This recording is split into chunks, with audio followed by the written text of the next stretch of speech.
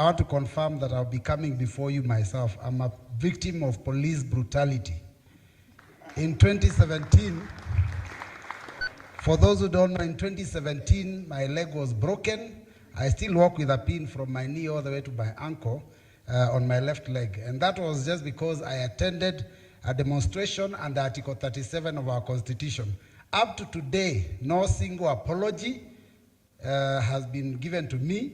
Of course, no compensation. And the person who shot me is still probably employed and enjoying the gains, the benefits of being in office. And I think those are some of the problems that Kenyans are going through. So I'll be coming before you to present my case. But I've been told to introduce the members of parliament who are here. I can see 2 members that are here. I've been told to just mention their names, but with all due respect, because there are only 2, I request that they just come up here and say their names. Honorable Mawade, Honorable Mule, for a minute, please.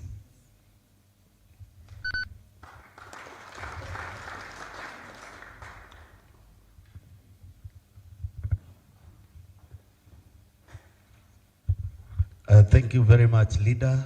The leaders who are here, Honorable Kalonzo, Honorable Wamalwa, Torome. First and foremost, I want to take this opportunity on behalf of the people of Matungulu, on behalf of the Kamba Nation, and on behalf of all the young generation, because I'm a father of the young generation, to congratulate the new commissioners. And I want to believe that justice will be restored. Under your chairmanship, Muturi, who has been my speaker for 10 good years, I want to assure Kenyans, the new chapter in Kenya begins today, not tomorrow. Tomorrow will be the action. Tomorrow will be the action. And I want to believe tomorrow these commissioners must be protected by the police to collect evidence of goonism and police brutality. And that is the Kenya we are taking. And I want to put it very clear to Kenyans. We are serious to restore the glory of a great country called Kenya, not through the back door, not through broad-based, blood-based handshake, through the Constitution of Kenya. And we are being given those details by our able lawyer. So I want to assure you, commissioners, we members of parliament of like-minded will be behind you, and if possibly, very soon, we should look in a way to bring taxpayers' money to make sure that you are well taken care of to restore the dignity of this country. God bless Kenya. God bless the Gen Z. We meet tomorrow. We are not relenting. We are not going back. We are going to lay the flowers and respect those who lost their lives. I want to tell the government, it is not a story. It is not a hearsay. Tomorrow is a D-Day to commemorate our Gen Zs in Kenya. Thank you very much. God bless you.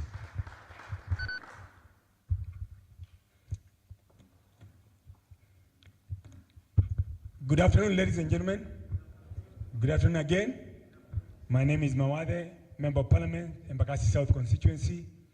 And I first and foremost wish to congratulate the commissioners who have been sworn in today. We have a lot of faith in you. We have a lot of faith in your ability, because the restoration of justice in this country is long overdue. And this commission, I am sure and I'm certain that they will do what is just for the restoration of justice, especially for our kids, the Gen Zs and the millennials who have been killed in the last few years.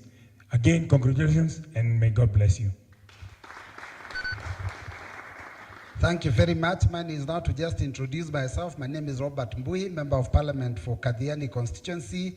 I hold a title of Deputy Leader of the Minority Party. But if you remember, after our youth were killed like dogs in the streets, part of my side, which is the minority side, became part of the majority, became part of government. So I'm now the de facto leader of the minority party in the National Assembly, representing the youth that were killed brutally by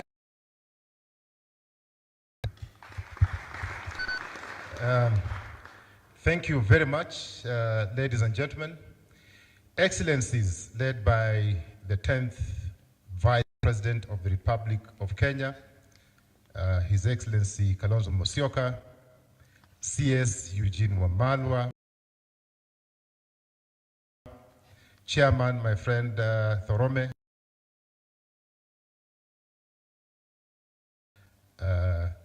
President Kibaki. That's the only government we can remember. The others, I don't know.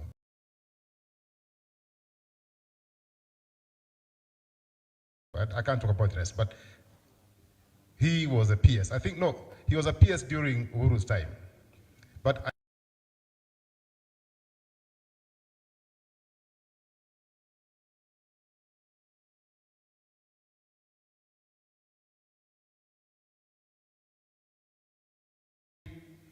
to introduce our principals who are here today.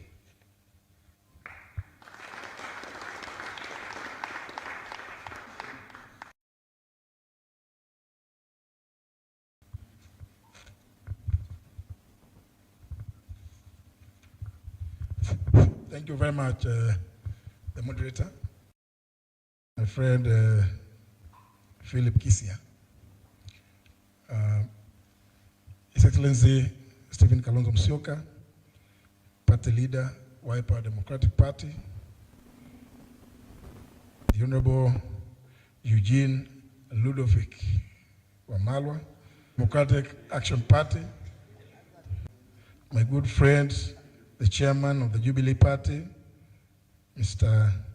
Saitoti Thorome, honorable members of Parliament here present, the great lady who administered the oath, Eunice Lumalas, assisted by Council Dewanjiru. Ladies and gentlemen, good afternoon.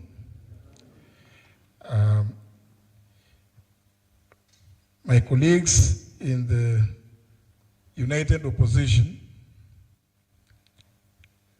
sat and agreed that there's too much trauma that has happened, too many atrocities that have been committed, that we explore ways of addressing various issues that be there for this country. I will be calling on them to make their statements at an appropriate time because we will not be long ourselves. Safe to introduce this subject. Council Dewanjiru has given the constitutional anchor upon which this commission, PRJC, is posited. But I also want to observe that in all societies, emerging from a history of oppression and gross human rights violations, face the challenge of reconciling their past. This is not new.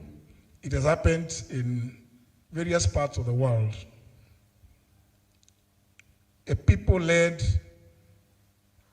commission seeking to restore justice among its citizens. And I want to appreciate that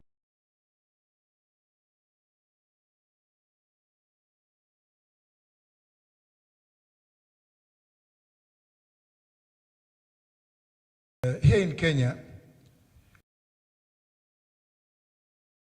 we've had some numerous attempts to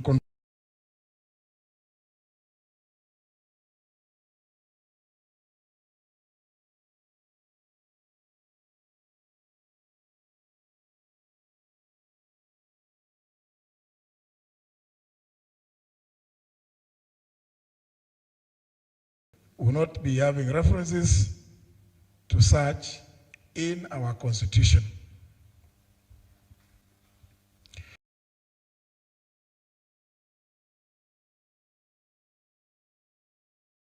memories about the events of the last few weeks, this month indeed,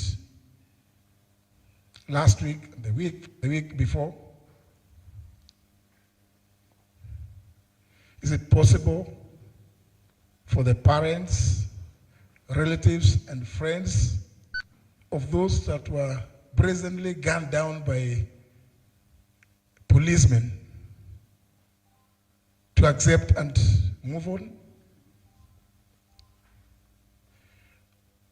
The various efforts that we've seen, including prosecutions,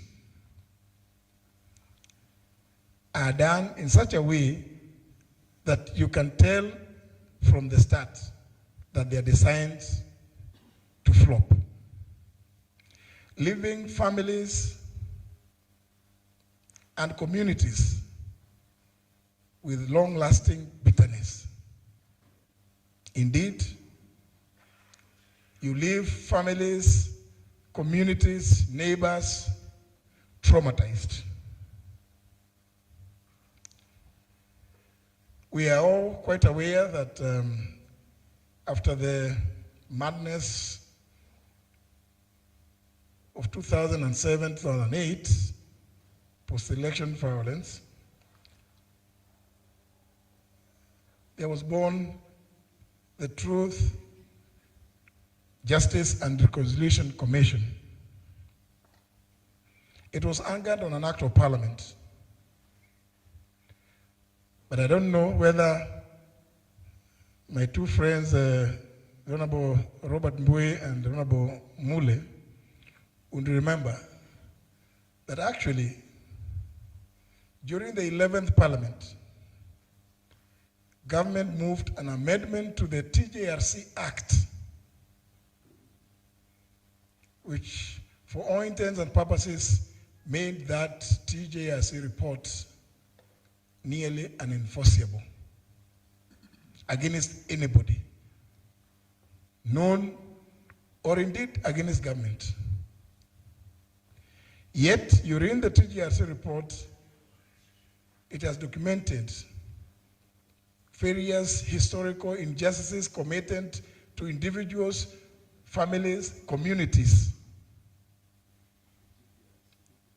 So, the trauma persists. So we've asked ourselves the question, for how long shall this continue? Yet, we have an acclaimed constitution that's so robust in its provisions in the Bill of Rights, which is chapter 4. How are those victims, their relatives, friends, and communities to receive justice? How are we to restore justice to those people, to those communities? It's for that reason that proceeding on the authority, as explained by Council Dewanjiro, we've taken it upon ourselves and the leadership, and we want to invite Kenyans to appreciate that the authority granted to us is derived from Article 1 of the Constitution.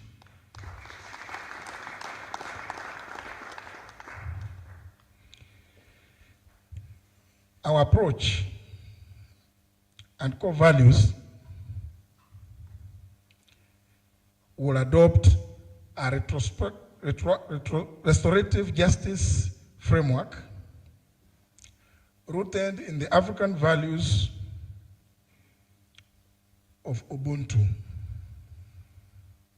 And this approach prioritizes restoration of dignity to victims and survivors.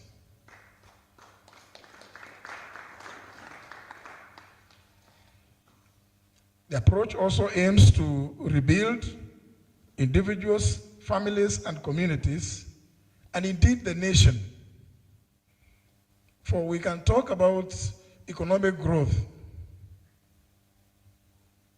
but what does it mean to the mother whose child was taken more than a year ago without trace and has not received any answer as to whether the son is alive or dead?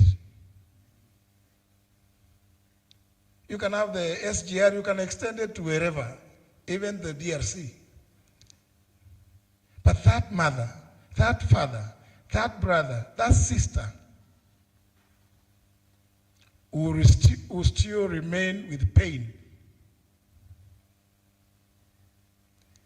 This approach aims at trying to rebuild those families and communities, and in the process, build a more caring nation.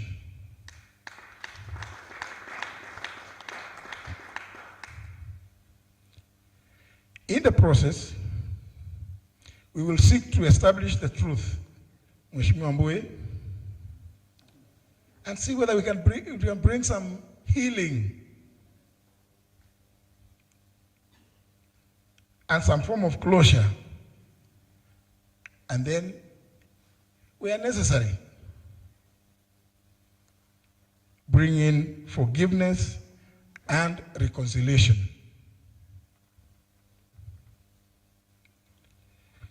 We also aim through this commission to put to an end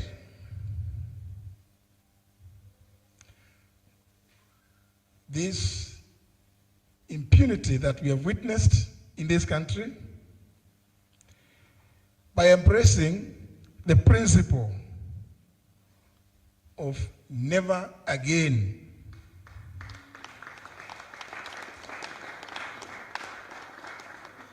Never again. By also putting memorializing, and through remembrance. We also aim to create mechanisms to support healing. And through our partners, seek to do compensation and restoration for victims, survivors, and communities.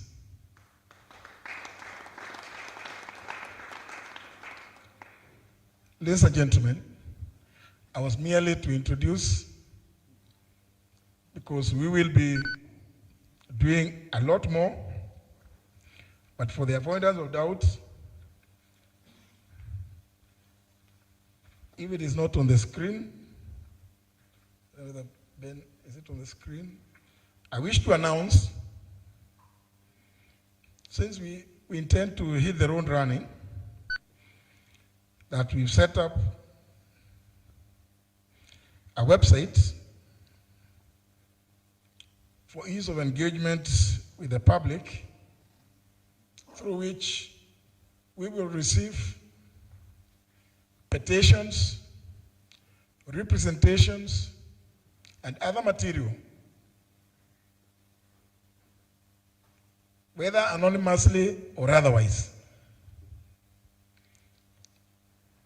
Other programs will be announced by, I don't know whether it is it on the, it's there, eh? Very well, thank you very much. Other programs which we intend to undertake will be communicated by the other colleagues with whom we've taken the oath of office, because we intend to hit the stage running. So that was merely to give you the approach that we intend to use. You'll be given staff relating to how we intend to address the culture of impunity, how we intend to carry out investigations, and preserve evidence. There will be measures which will be interim, and I wish to assure Kenyans that whatever they give us is so secure. We should not worry about mischievous activities that we have seen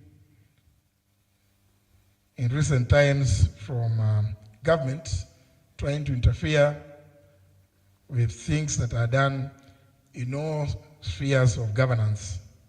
But we will not be limited to merely human rights violations.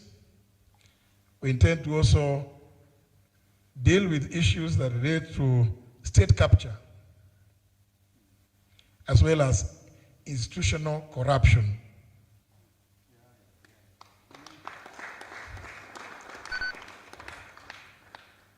And I just want to give some small example here as I sit,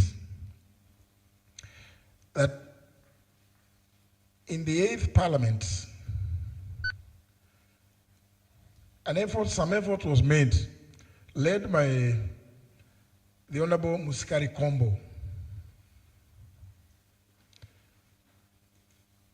Of course, when, as you all know, KANU was whitewashed, that report, which had what we used to call the list of shame. When KANU was whitewashed by NAC in the elections of 2002, the efforts led by the Honorable Musikari Kombo gave rise to two very key pieces of legislation that are still in force today in Kenya, but very, very sparingly used. One, of course, we know because we have the EACC, they always pretend to be doing this or the other. But there's a key governance legislation that came out of that effort. The Public Officer Ethics Act, number 3 of 2003, alongside the Economic Crimes, Anti-Corruption and Economic Crimes Act, the ASECA. We intend to give effect to these laws because we believe if everybody inculcated what is and practiced what is in the Public Officer Ethics Act, we would see very little institutional failure brought about by endemic corruption in this country. With those remarks, ladies and gentlemen, allow me to invite the moderator to call the next commissioner. Thank you very much. Thank you very much for listening to me. Another round of applause for the chairperson. Thank you very much. Now, this function for today has been put together by a very young man called Ben. So if anybody ever imagined that the millennials, the Gen Zs and the Alphas are not ready to take over the reins of this country, you are in dreamland. They are ready. So Ben, please, just come so that people can recognize you. Ben, and then of course, this Ben. So the success behind today's function is this young man.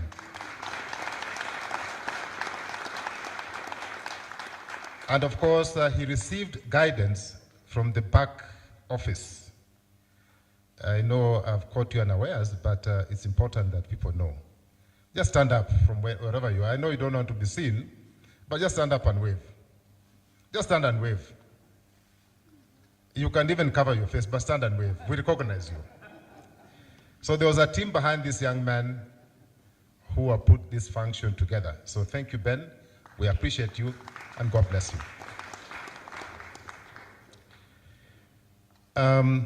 Let me now call upon 3 commissioners to make their statements very short, more than 5 minutes each. And to start us off is Commissioner Aisha, followed by Professor Ogola, and we'll close that session with Senator Manzo. Thank you.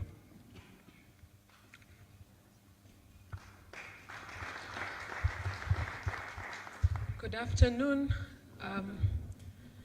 Your Excellency Kalonzo Musyoka, The Excellency Eugene Wamalwa, Chairman Jubilee, Saitoti, all elected leaders, Wakenya wenzangu, hamjamboni. Mine is to say today is an important day in this country because this country we've lived with burying the truth and running away from our past. Since independence, we've faced a lot of challenges, massacres, police brutality, corruption, a lot of pain, but we ran away because we want to move on and we want to assume that every time we will create a solution, the solution has never come. Kenyans are each and every day crying because of injustice, whether economic, whether legal, in terms of now what is happening from human rights to health to education. It's still an injustice. We are where we are as a country because of the culture of move on. And today we want to say we cannot move on because healing as a country is important. We cannot heal when, since independence, there's a lot of historical injustice, and even now it is coming through a new formation of abduction and killings. Today is an important day because we, the people of Kenya, are saying enough is enough, and I'm urging all Kenyans that this is not about today and tomorrow, it's about the future of this country, and that for once as a country, we will not run away from the atrocities that are happening, and we will not say, move on. Today is an important day because it is the Kenyans who every day wake up to work and build a nation despite being wounded. Mental health is at the highest as a country. You cannot talk about education and health and other things when a woman is missing her child at home and she does not know what that child did. We have a crumbling police docket that instead of protecting Kenyans, they're the ones going for Kenyans. We are now degenerating to now having people hiring goons to come and attack another Kenyan. But you're forgetting that it can be your child you're attacking. It can be a sister or a brother. We are forgetting that these things continue to remain a scar. I personally recently lost my beloved father, and it doesn't happen on a normal occasion. For mine, it was a natural cause, but I can imagine you never understand the pain until you sit at the front seat. So there are millions of Kenyans since independence who've lost loved ones, and up to date, you're told move on. Up to date, there's been never a solution towards historical injustices. And if this generation that I am in, we keep quiet, we will also be blamed 5 years, 10 years, because we will have kept quiet at a time that we were supposed to give a solution to our motherland. Today I request Kenyans, this commission seated here is more than willing to work with all Kenyans from all walks of world. It is for you to help us by sharing through the website. Soon the chairman will announce more other platforms so that you can share videos, you can share petitions to enable us work. Today we are saying we will not sit and be quiet as our country goes to a different trajectory that we did not envision. We want a country where we are not suffering from mental health. We want a country where equality is there. And we want a country that no one is above the law. Because if you commit a crime, that is where there is judiciary. We also pray that institutions will not be caught up with corruption, intimidation, and that we will not have a corrupt judiciary, a corrupt police force, and other institutions that are key in this country. We are simply saying that today marks the start, that we will move as a country to accept we will not bury the truth, to also accept we need healing and restoration, but most importantly, there are people who must be held accountable individually for what they've done to our motherland. Because Kenya is me and you. Today, I want to say that it marks the beginning of a journey that as a country, we must not relent and we must not accept to continue the way we have been by covering what has been happening. Generations have come and gone. It is time for this generation to say enough is enough. We will not only investigate historical injustices, but even the current. But it is the people of Kenya who will share that information to enable us continue as a commission and work towards restoration and building a prosperous motherland that we call Kenya. Kenya ni home, asanteni sana.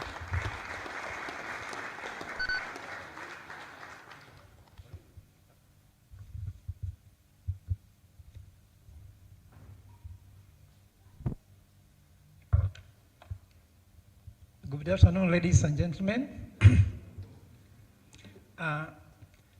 I just want to recognize the leadership from the United Opposition, led by His Excellency Kalonzo Musyoka, and the commissioners led by very able chair, Honorable Justin Muturi. I want to say that there is no better day than this in Kenya. And Chair, had we done this on the eve of 25th last year, we could not be where we are now as a nation. So I'm looking at the audience and look so serious. Some of you have not seen someone smile at them the whole of the day. Please, can you smile at your neighbor at least to, somebody might receive a smile or to get a chance to smile today at all. Because we look like we are mourning, but I'm sure there's hope. Chair, as you said, never again. The word never again is important.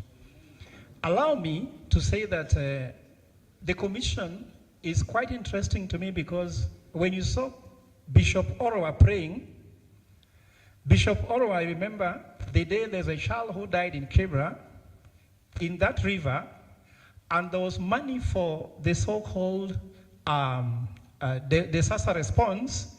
There was no response. And I went to Kibra and made the sign of the cross, and I walked with people from Kibra without looking for police notice.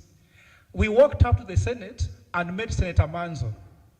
Senator Manzo, without appointment, welcomed us and gave some support. Nowadays, we don't say what they gave. They'll say themselves. He gave some support to the family, but took us through the offices, but still we didn't get the money. So I am standing here, people calling him the people's economist. That's how people are suffering. Because I want to speak just on economic injustice in Kenya.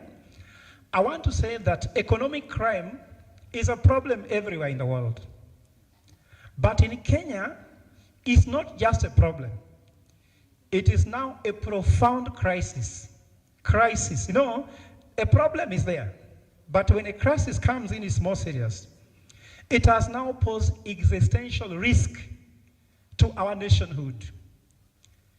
It is systematically diverting vital resources that should be used to bring good life to people, education and health. But not only that, it's also being used. Economic crime is being too sad. Imagine someone takes money from you, then uses the money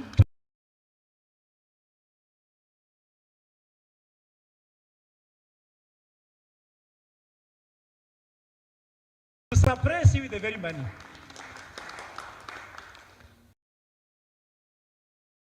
When I hear my brother John Buddy, that he's an expert, and he has increased budget,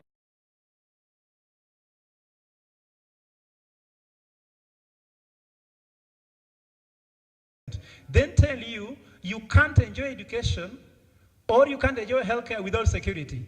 Yet, someone goes to Homa Bay, picked, then brought to Nairobi and killed. So, to really grow this economy. Secondly, the youth. These youths are very intelligent. Why they are dying is because of what they have between their ears. They are too. The only thing they can do is to hit their head to death. And I was in the mortuary with my brother, late Albert Ojuang. They were hitting his head until they broke the skull to his brain. Why? The one who died on the street to the brain. What is wrong with them targeting the brain? Why university education then killing people? So these are what I call economic crimes. And what I'm trying to say is that I want a dream of a world when youths will be so free that they can survive without someone's support. Because what is happening in Kenya, you must know somebody or worship somebody to become somebody. I'm sure young people, you can't accept this. I remember when I grew up, when I was in Testimonies here at some point, when I came to the village, I went to say hi to my uncle who was high ranking. Then he told me, I am a son of nobody, so I can't talk to him because he's a son of somebody. So for us young people, I'm not very young, but I think I'm youngful or youthful. They say when you know nobody, you are a son of nobody, you know nobody, so you become nobody. This is what they want in Kenya, and I'm having the leadership of the chair. We will try to fight that. The economic crimes have made it difficult for the business community to do business because you have to know somebody and sing them. You have to sing them unless you become professionally handicapped. If you look at the guys singing the current administration, they are very intelligent, but if they don't sing the current administration, their professionalism is useless. I'm sure we don't want to have that world. And our country is slowly gliding into hopelessness. Gen Z says, the fear is gone. You heard that, ladies and gentlemen? Dignity, human rights, constitutionalism, and the rights is what is.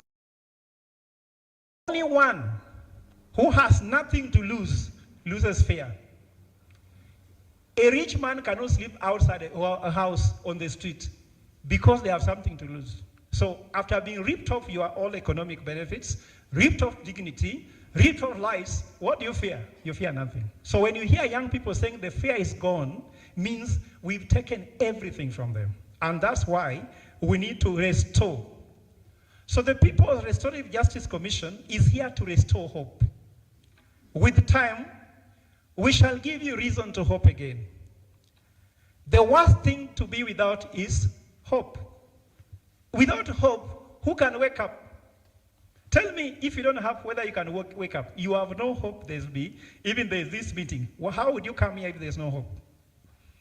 So we want to ensure that victims will receive long-term support through a dedicated restorative justice fund. I was making a joke with my brother, Danson Manzo. When now MPs go to parliament and MPs are here, they want all kinds of funds. But funds to support people like Ojuan, they want it to be in donation. That must change under this leadership.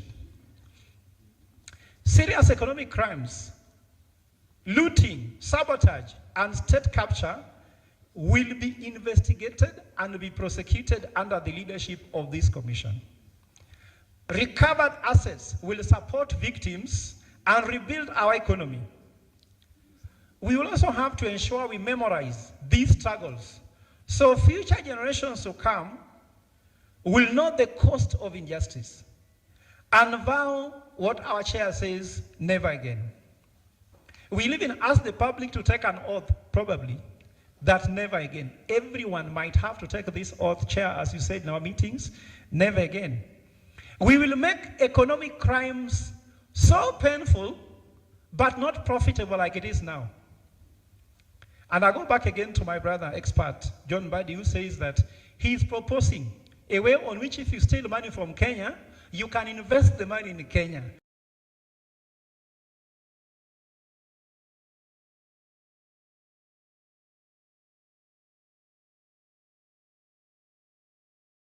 Making theft profitable. We will make it completely painful.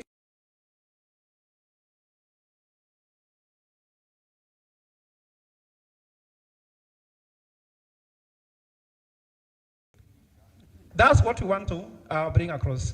So that of John Buddy, we call it in economics, wisdom of fools, because used to steal from him, then give him back.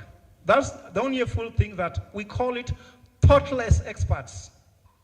I'm about to finish, so don't be bored. Reforms.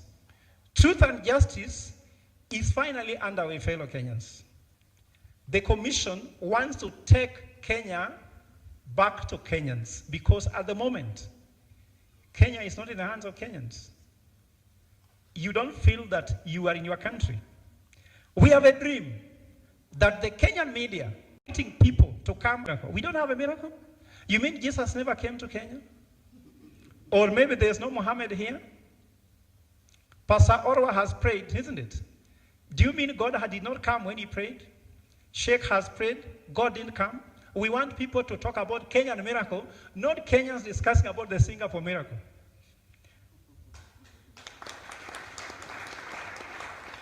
We want the business community to find it easier to come to invest in Kenya below, because the law will be transparent, just, and fair. The taxation system must be good, fair. We'll enjoy participating in their professionalism. I can tell you a story. I was a professor in Strathmore for 12 years, and when I said that the bottom-up economic model will bring down Kenya, the president said that if I continue being in Strathmore, he's not the president. And he's the president, I'm not in Strathmore now. A professional voice is suppressed. When you speak like a professional, they call you a politician or an activist. In the US, professors speak in Harvard and they're respected. In Kenya, an economist has to keep quiet. And I'm sure, Chair, if you talk to the people you work with, you tell them, can you come to the commission and present? They say, yeah, I don't want to be seen. And these are professionals. Our Kili Eunice, many people could have not accepted to take this oath because they don't want to do their professional work for fear of being abducted or maybe just being suppressed. So youths will get back the urge to work in their country, to holiday in their country, and to retire here instead of kazi maju. Ladies and gentlemen, Kenya has everything it gets. We have to be truthful and honest with each other. We have to bring justice, and we have to ensure that every child born today, when you see your child being born, you must see hope on their faces, because they'll be secured, they'll be under leadership where you don't have to look back and forth, so that there's no calling on WhatsApp, no signals, just call with your number and speak freely the way telephones came. Once more, let me just acknowledge that we even have a lady who has come all the way from Kilifi, Chair, because he saw this thing, I don't know how she saw it, that she's called Mama Delila, because she believes that justice for Coast Province, land, they have even have a land minister who cannot do the work because they fear the system. So for us, we want you to decide, do you want to work for the system? Working for the system means working how they are working. Or do you want to work on the system? Working on the system means improving a little bit what is happening, isn't it? But for us,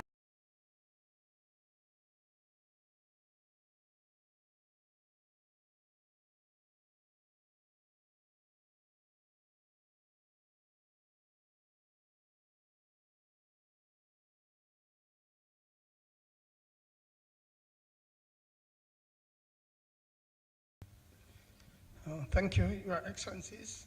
Let me thank Kenyans for appointing me into this very important commission. And I want to talk about, very briefly, about state capture of public institutions. This has happened in the ministries. It has happened with the serious organizations like ESCC, the Kenya Police,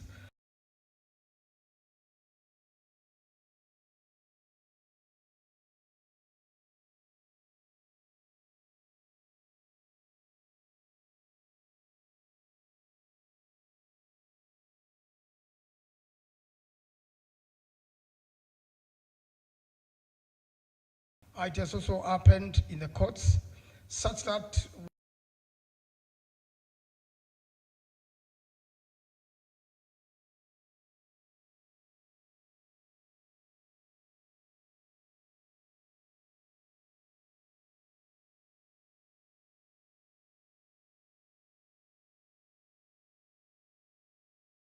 know who killed Rex Masai.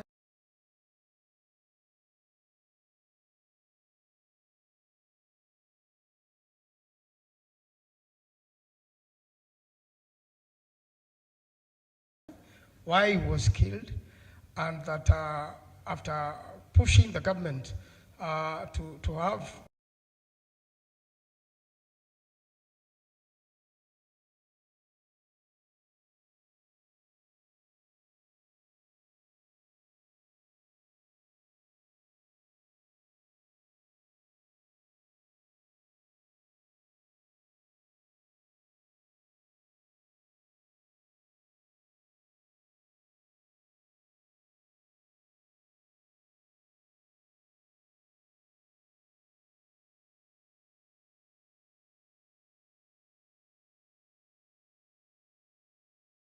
many years to ever, get the culprits face the law.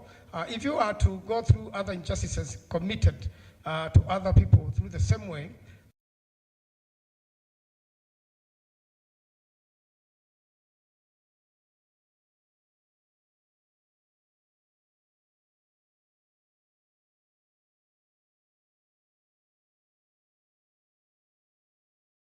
the DPP, which is another captured office, can utilize it if it finds viable. If it doesn't do so, then we can pursue private prosecution with this information and make sure that justice is done to the victims. This sort of commissions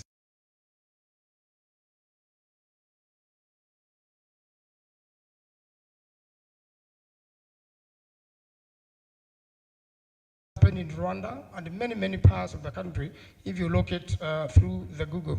And to deal with this, we really want to make sure that we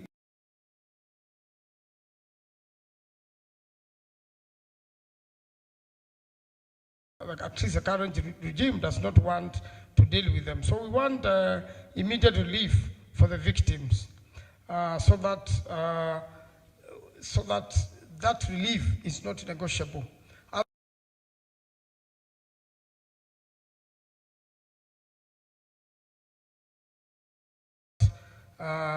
One is given back their dignity,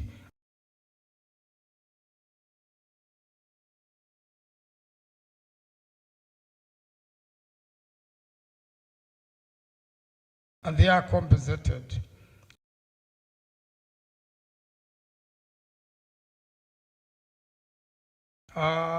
You can even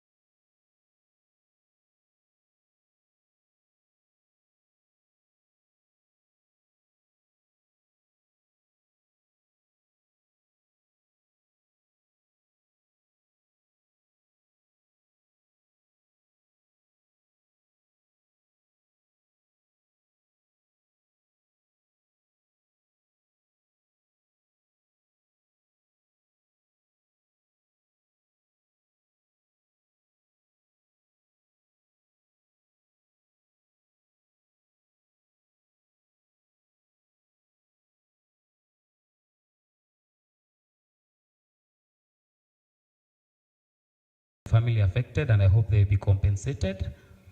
And tuko pamoja. I will be vying for the senatorial seat in Embu County.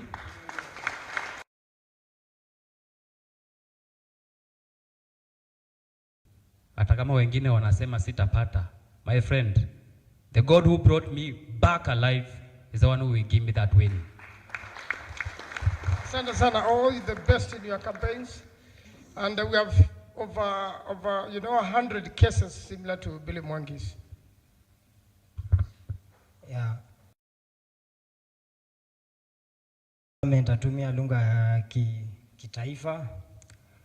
Kwa majina naitwa Aslam Longton, the Kitengela 3. Sisi ndio wale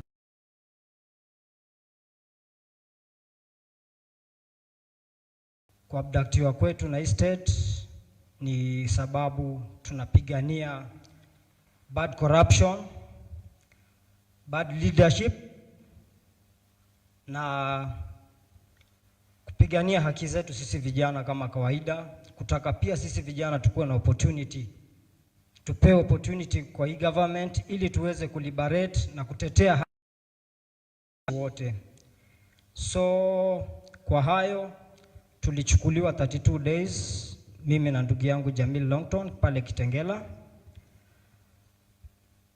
32 very so painful kwangu na familia yangu. At that 32 days sikuwa nimerealize pia Bob Njagi alikuwa ameabductiwa. That 32 days effort mingi sana kwa hii government ya Kasongo. Sikuamini wale wenye walikuja kuniabduct na kunitolea more guns. Nilikuwa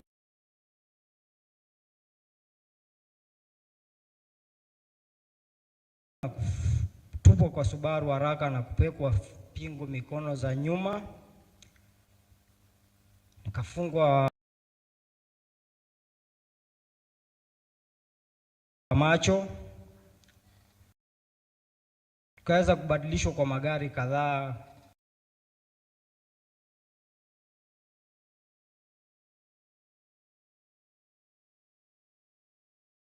Yoyote anafaa kuwekwa, sababu pale mahali mateso kwa ya unyama hali ya juu, number 1.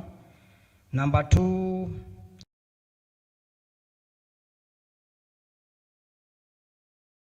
unaambiwa uvue nguo zako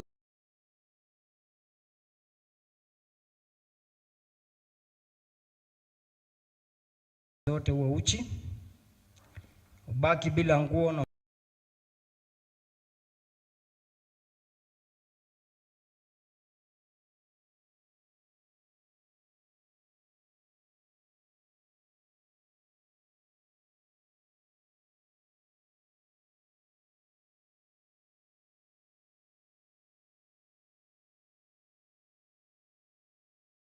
Kisema people power, tunasema higher power. People power? People power? Who are the people?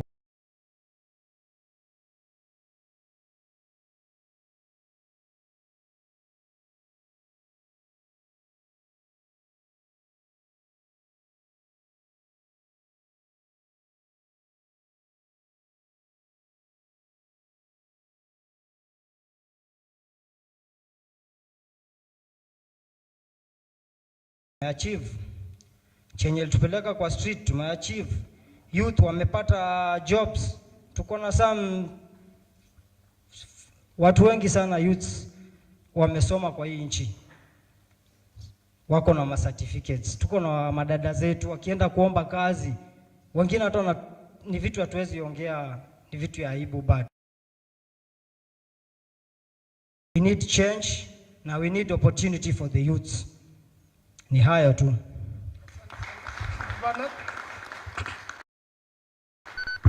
Poleni.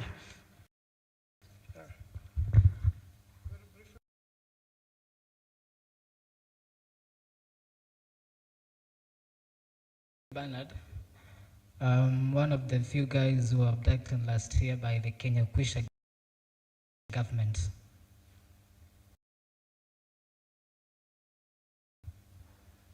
My story and that of Billy and the rest of my colleagues are the same, because we were abducted by the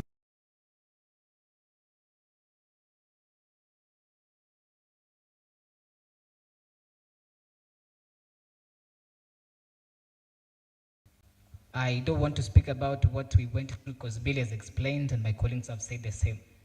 Beatings, you are stripped naked, you are given food once in a while, you are questioned, you are asked why you Kali. In fact, they told me that their mandate there was to protect the presidency, you know, under whatever circumstance.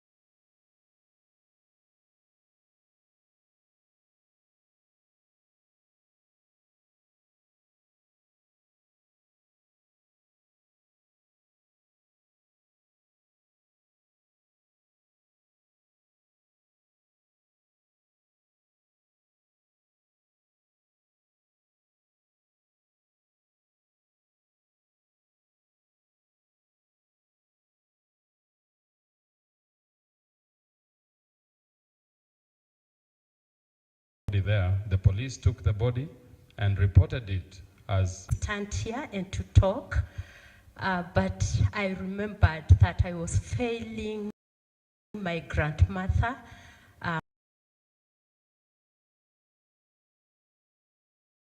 Mwaitu Nsisa, and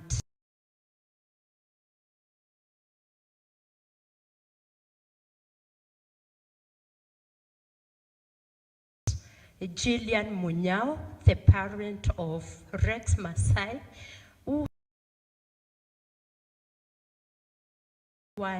for him, he received the first bullet on that particular day. I remember I was also receiving tear gas. I was seated shielding from the streets at Pronto, Aga Khan Walk, and little did I know that my nephew had been gunned down until I saw the clip where he was being taken from to the place where they were receiving first aid.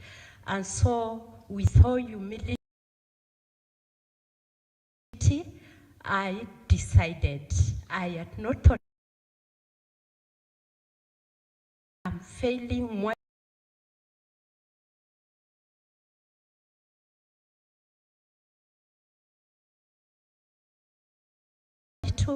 I am failing Gillian, I am failing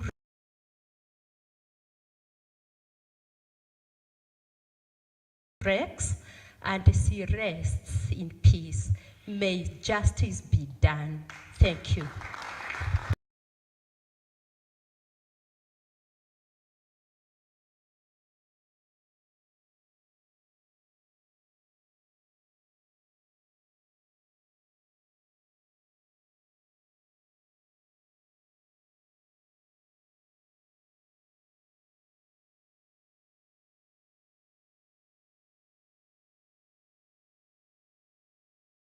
I hand over the mic to our chairman. I just want to say two things as I sit. Dr. Stephen Kalonzo Musyoka, I know you're a very religious man. You are very forgiving because I've worked with you.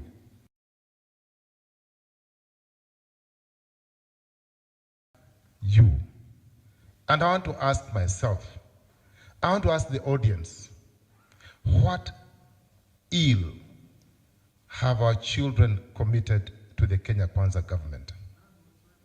What ill? That they have muted violence and killed many of them extrajudicially. What have they committed? And having said that, I know the Bible says that we forgive. Should we forgive a murderer?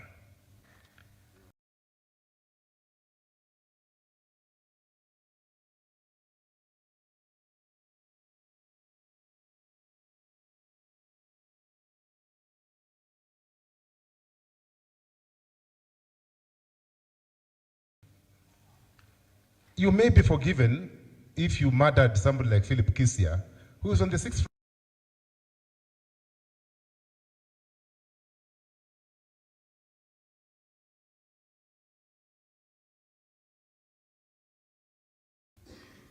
The same president never mentioned the deaths of our children muted through extrajudicial means. He never mentioned anywhere. He didn't even offer sympathy, or he didn't even say anything about this young man who is battling for his life at Kenyatta National Hospital. He said nothing. He said nothing about Ojwang. He only talked about protecting the police. So I see suggesting by any imagination that our children are inferior human beings. Can we really forgive such a man? And I'm talking about William Ruto. Can we forgive him? Can we forgive him?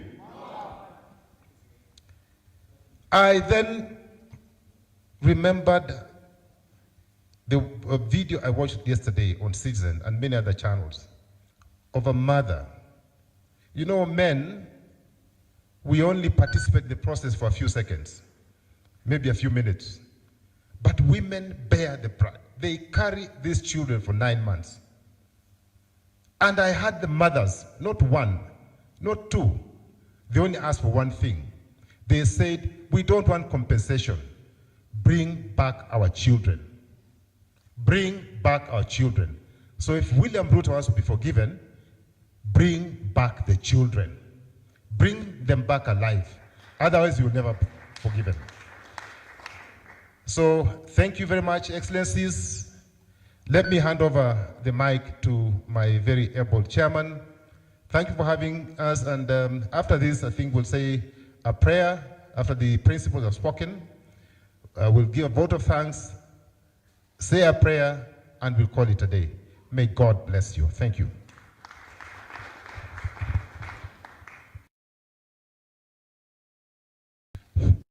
Thank you very much, the programmer, Mr. Philip Kisia. And thank you very much, the parents of the young man that was shot in Kitengela, for giving us your story. Thank you very much, Bob and Billy and the company,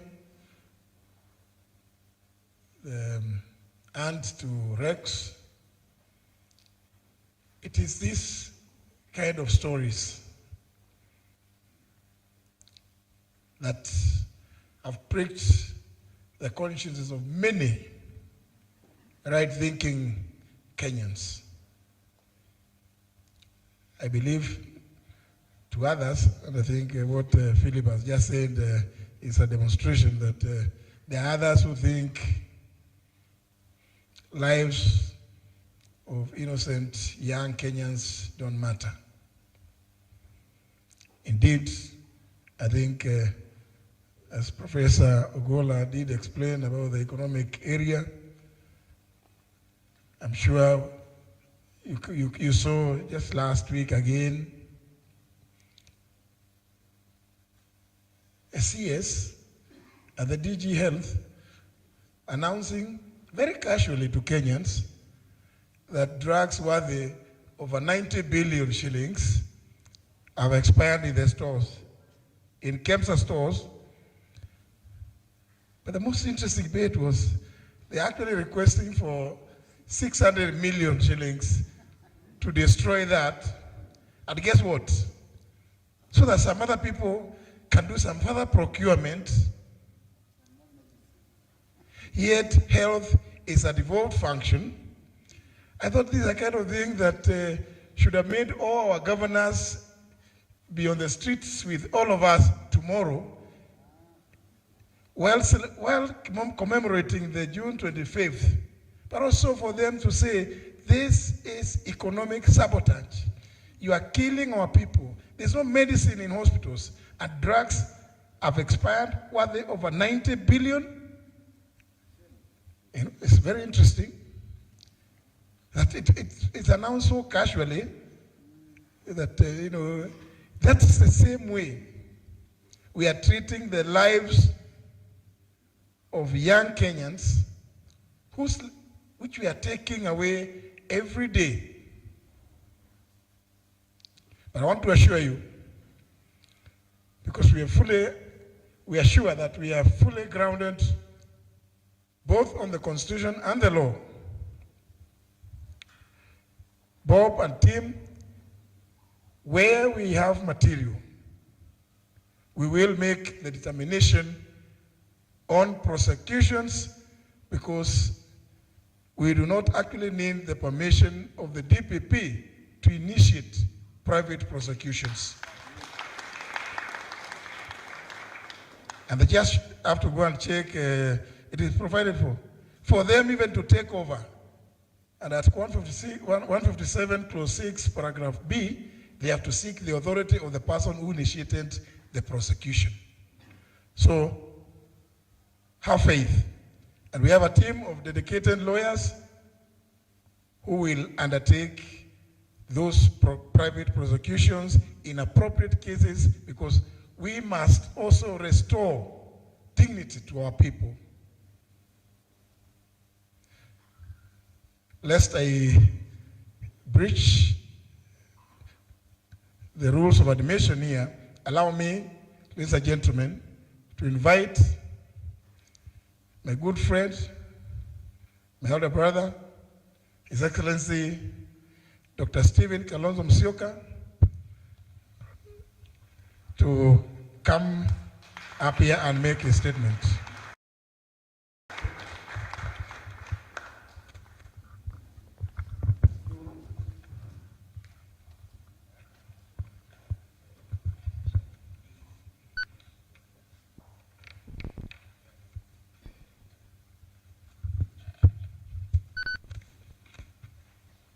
Well, Professor Gola, you asked us at some stage to smile. And you obviously found it was not easy. Matters before us today are so heavy that we should be forgiven for not smiling at each other. Be that as it may, before I make one or two remarks, I want to give apologies of our other colleagues who are not here, representing the united opposition. Although I see that the website is talking about loyal opposition. I don't know whether the Secretariat can do something about this, so we are all in sync. Bring your greetings from our sister, Mother Karua, who had to travel. I think we should give her a clap because we know she very well represented by our own Secretary General of People's Liberation Party, Asha Bashir. And we have, of course, our other friends, Mheshimiwa Fred Matiang'i. I spoke to him last night. He must have gotten a bit mixed up on the timings, and I know he was going to be with us today. And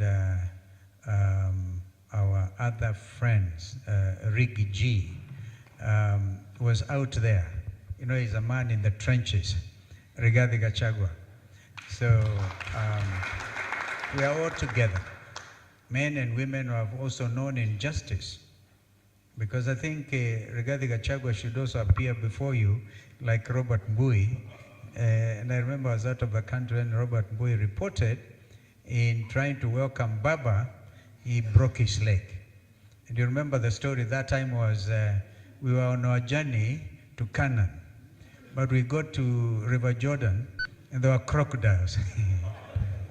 I think I've managed to give you a smile.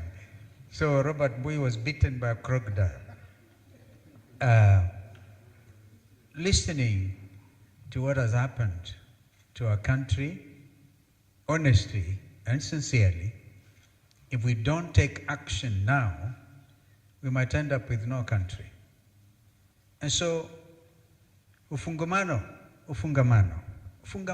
you may not know, it's so historic. This ufungamano who gave us the Constitution. Both men and women from the churches, from the civil society, were able to be bold enough. That's how we ended up getting rid of Article 2A of the Constitution. We amended the Constitution to create Article 2A, allowing for pluralism in our country, which is now under threat. And so it is to Fungamano we have come today to tell William Ruto, you said we have no agenda. Well, we have one clear agenda today, and that is justice for Kenyans.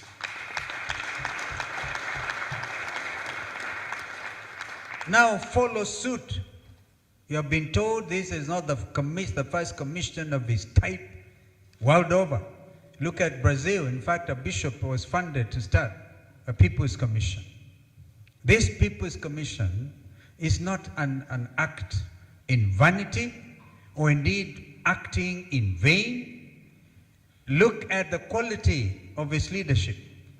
Justin Biden, I've heard of a new name, Biden, Muturi, JB. That's why the B comes from, the JB. And you give us a name of my landed friend here, my brother, Eugene. The name was it aflatoxin? No. Something along those lines. I'm trying to give you a smile, at least.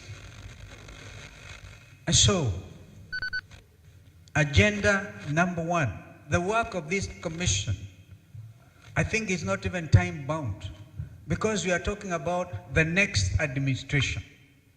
What you are telling William Ruto is our agenda item number one will be justice for Rex Masai and justice for all those young Kenyans who have been failed by police bullets simply because they exercise their constitutional rights under Article 37. And now we pray to God that if you have a heart not of stone, but of flesh, you don't kill them again tomorrow. Don't kill them. We are telling William Ruto, don't kill these young people tomorrow, because the world is watching. We want to thank the international community. They have come out with a very clear statement. Kenya is not an island nation. It is one nation among the community of nations. We will not allow you, therefore, to get away scot-free. As we speak, at least by the time I got here, I had information that 4,500 goons were meeting in City Hall, preparing to go and murder and maim and kill the framers of Constitution 2010 under Article 1 on the sovereignty of the people. Never envisioned that so many years, 15 years down the line, there'll be men meeting in Taifa Hall somewhere under the chief goon, who I think is the one preparing them, to come and do other things. This commission is so bold. You cannot actually terrorize any of these four people. Justin Muturi and your team, you have your work cut out. When we talk about state capture, we mean it. Kenyans are still waiting to hear fertilizer fake. And the Andani dues continue. Economic sabotage, economic manipulation, which actually, as we speak, is part of Shashi. We will have to go deep into those things so that as we form the next government, we will know what to do with those economic saboteurs. Well, Philip Kishia, Philip, I heard you loud and clear. By the way, the 4,500 goons are joined by 5,000 police officers. All right? And they're even planning to exchange uniform with the goons. What they're actually trying to do is to make sure that Goon A knows how Goon B will look like tomorrow. Shame on you. Shame on you.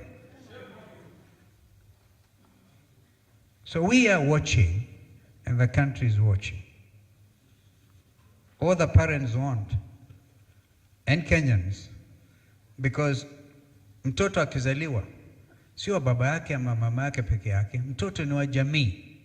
Watoto wa jamii ya Kenya, wazazi wa watoto wa Kenya, jamii zote wanadai haki kwa watoto wao, ambao tumeona hapa. Bob, you remember we even tried to catch up with you at some stage. We caught up, we went to court, we tried action, but this is real action. Real action. And so, please feel free to come out before these very competent men and women who are there to make sure justice is done.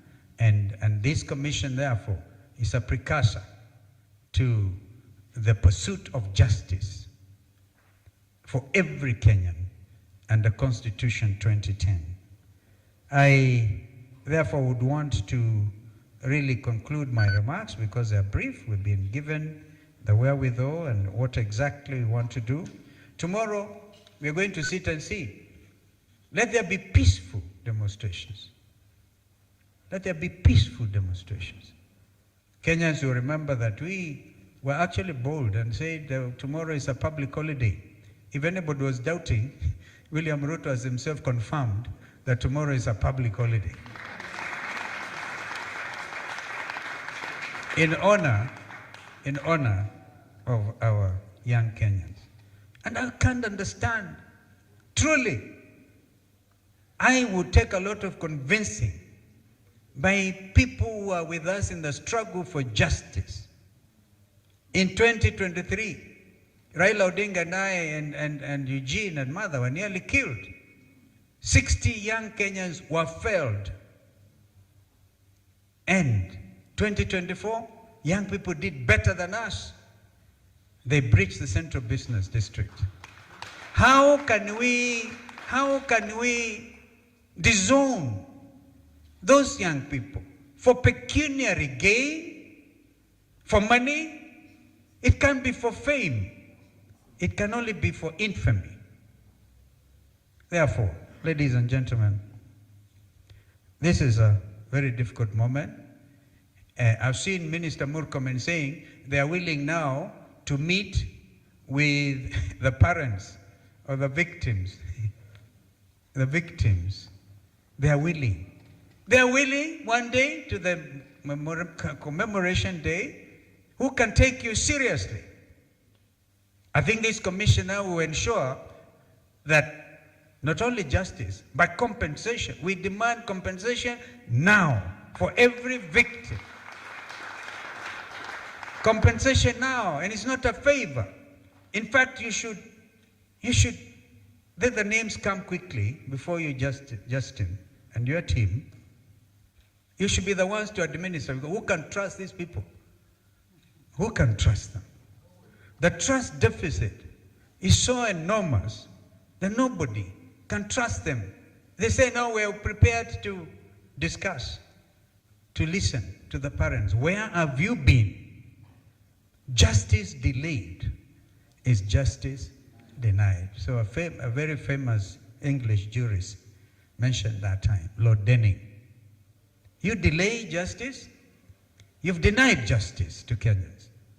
And therefore, we will stand in solidarity. Long live Kenya, long live this commission. You know, they will not sleep. They have been found out. Because this is not a joke. And so we'll be calling them out as we go. Of course, we have other issues to deal with. Even look at the corruption in the housing, so-called affordable housing. Unveil it. In fact, that is the easiest thing. That's what we are always saying, the next administration, executive order #1, do away with housing tax.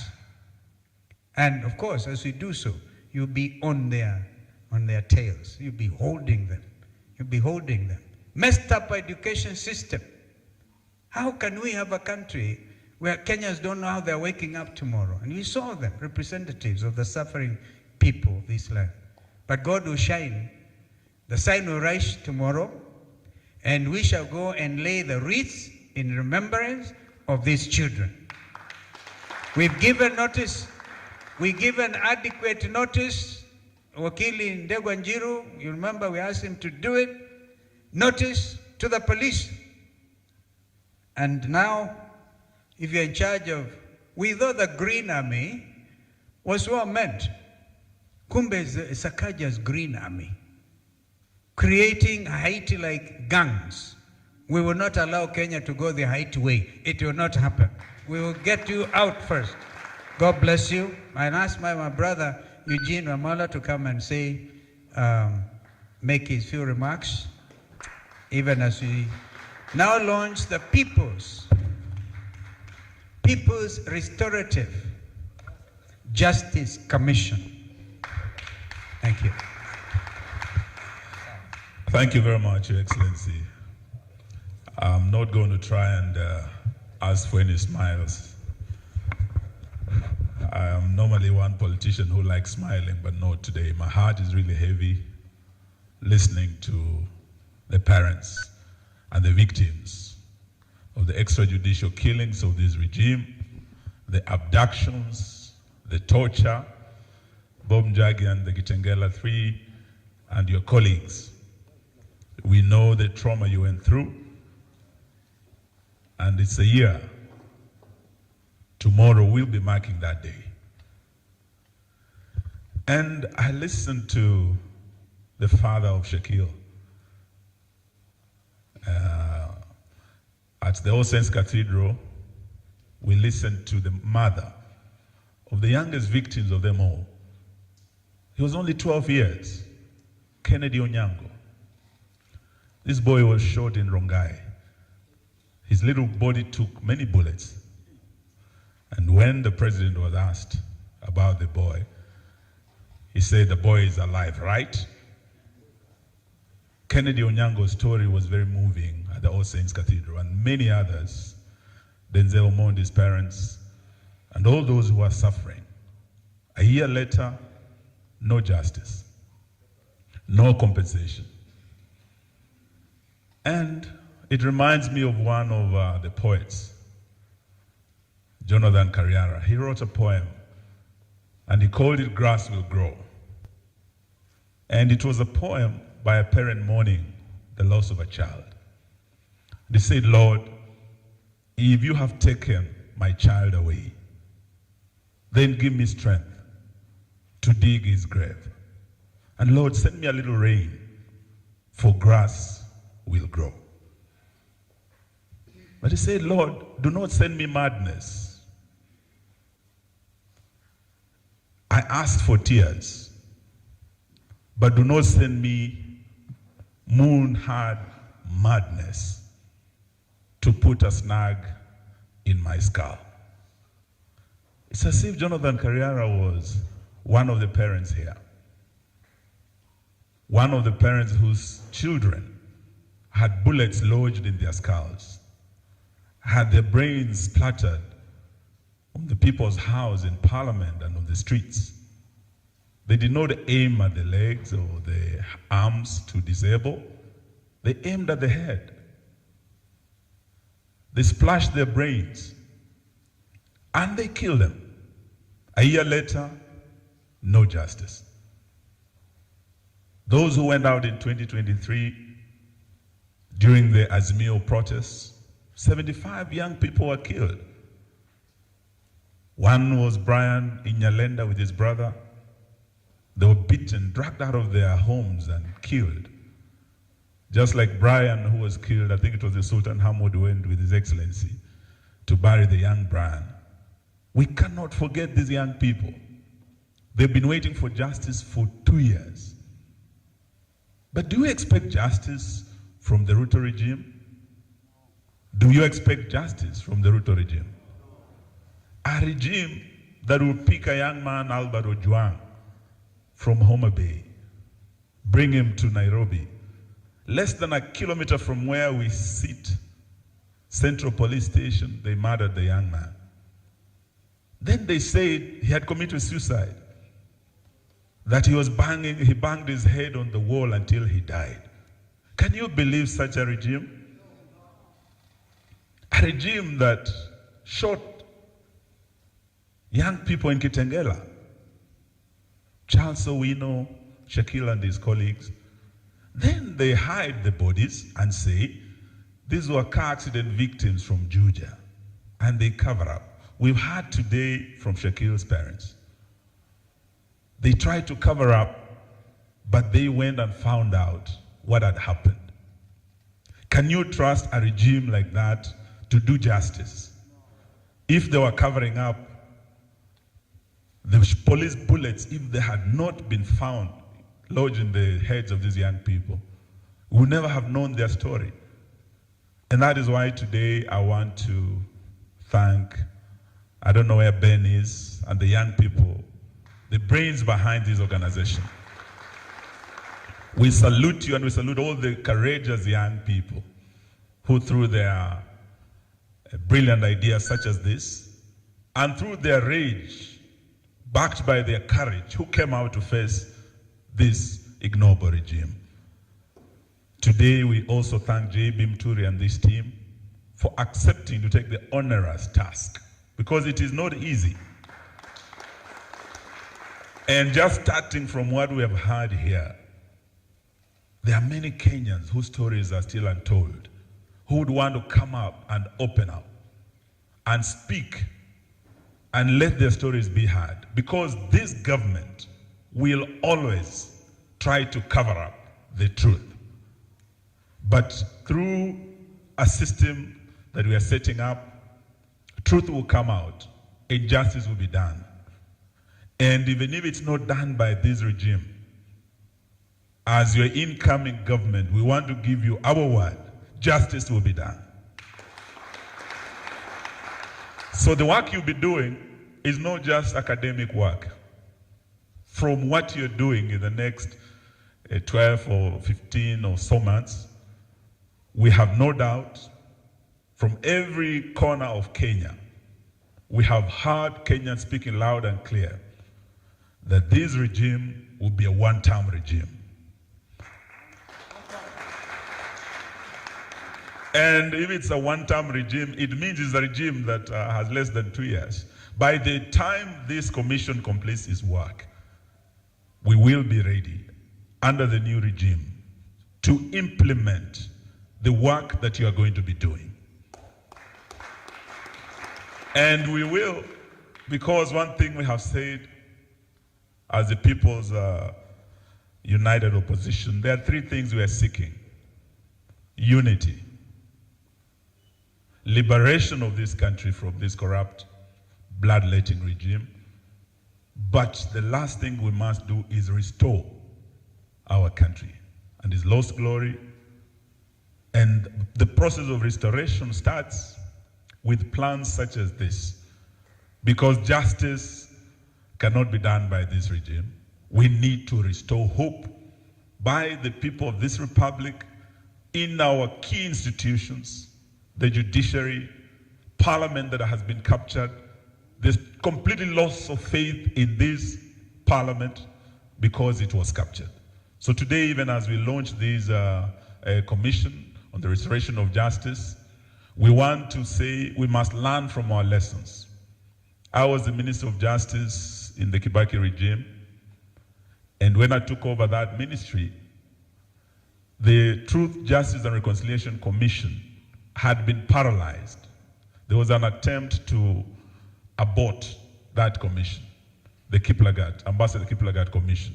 We were able to work around the clock to get the TJRC Commission to complete its work, to compile its report, and to submit this report to the President, Mwai Kibaki, Vice President Kalonzo Musyoka, and Prime Minister Raila Odinga.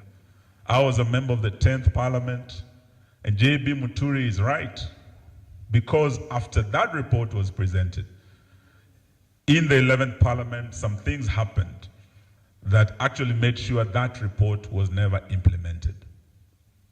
These are some of the steps we must take outside the regime that is unwilling to do justice, and through such innovative means, we will be able to achieve it. We are hearing a president give an empty apology, a conditional apology to the Gen Zs. And that president does not want to face the truth. I've heard him today talk about peace and security and tell the police of Kenya he's 100% behind them. He has confidence in them. You do recall a year ago, after the Gen Z killings, that same president came out and said there was a gang of dangerous criminals who wanted to overthrow his government. And he said the police did a commendable job. He congratulated the police for the killings and the work they did, killing our young Kenyans. A year later, on the eve of the commemoration, he has today at State House hosted the same police and commended them for the good work they're doing. And he has told them he's 100% behind them. To me, this president has given the signal to the police to do tomorrow what they did best on the 25th of June last year. He unleashed the police on the people. He unleashed the military on the people. Today, as we speak, we've heard from His Excellency Kalonzo Musyoka. Over 4,000 goons have been hired. How desperate can you be, Banaruto? Shame on you. Shame on you. That you can unleash the rogue police on your citizens. Even deploy the military against your citizens. A year later, KDF stands deployed against the citizens of the Republic of Kenya. Anywhere within this republic today, William Ruto, because of the parliament that's under capture, has a blank check to deploy the military against any citizen in any of our 47 counties. God forbid if Bwana Ruto, you want to use the military tomorrow.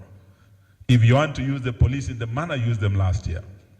And if you and your teams want to deploy goons against these children, all we are asking, as Jonathan Carriera said, is that Lord, give us the strength Give the parents the strength to come out tomorrow and mourn their children, to come out and have the strength to lay flowers at the gates of Parliament, to commemorate their children. And in this endeavor, as the People's United Opposition, we will stand with you, the families, the victims. We will walk with you tomorrow. And we're asking the police to do what they are supposed to do constitutionally. Don't criminalize protests, demonstrations that are rights guaranteed by Article 37 of our Constitution. Your work is to escort and provide security for the demonstrators. It is not to shoot and to kill innocent and armed protesters. So tomorrow the world will be watching. We appreciate and welcome the strong statement by the international community. All the diplomats have said to Bwana Ruto, demonstrations are guaranteed by your constitution. Allow Kenyans to protest peacefully tomorrow. As the People's United Opposition, we ask all of you who come out tomorrow to do so peacefully. Don't come armed. Do it in the same style the Gen Zs did it. If anything, just your phone and a flag of Kenya, as they did it. Anyone who comes out armed with any machetes, know that he's not one of us. He's one of the 4,000 goons, state-sponsored goons. And the people dealt with them last time. I'm sure you who has been given 500 shillings to come tomorrow to rough up the protesters, you will meet your fate. You will meet your fate. Let me not say more than that. I just want to thank you once more and to say congratulations, JB, and to say you are one of the victims. Your son was abducted. When you lead this commission, you are doing it on behalf of many parents who felt your pain, who felt your pinch. May we ensure that justice remains our shield and defender. And apart from Parliament, I heard Bwana Muturi say, at if you are in the United States and you said you are going to march on the White House, you would be arrested from your house and picked. And people are not allowed to demonstrate to the White House. I don't know which United States Murkomen went to school, I don't know. But if you're in Washington, you will know that even as we speak, there are demonstrations outside the White House. When Trump gave an order to strike Iran, there are many Kenyans who have marched on Washington from across the states who do not support the war, who want to see peace in the Middle East. Which White House are you talking about, Bwana Murkomen? There are people demonstrating outside the White House. This is the people's house. And so is our state house here. Even if you keep wasting time renovating, and that house does not belong to William Ruto. That house belongs to the people of Kenya. And if they choose to march there and lay flowers outside the gate, it is their house, they're entitled to do so. Stop this fear-mongering, Bwana Ruto, with your cronies. If we choose to go to the People's House Parliament tomorrow, as we shall, with Kalonzo Musyoka, with Bwana Matiang'i, with Rigijik, and all those of you who wish to come and stand in solidarity, Bwana Mbui, you are our leader in that house. Come out and meet us and receive our flowers and receive the families who have the right to come and honor their heroes and commemorate with their children. May God bless us tomorrow as we march in solidarity with the Gen Zs. Thank you and God bless you all. Thank you very much, Excellencies. At this point in time, may I invite my brother P.S. Narombe to pass a vote of thanks, and then followed by 2 quick prayers, tafadhali. And after that,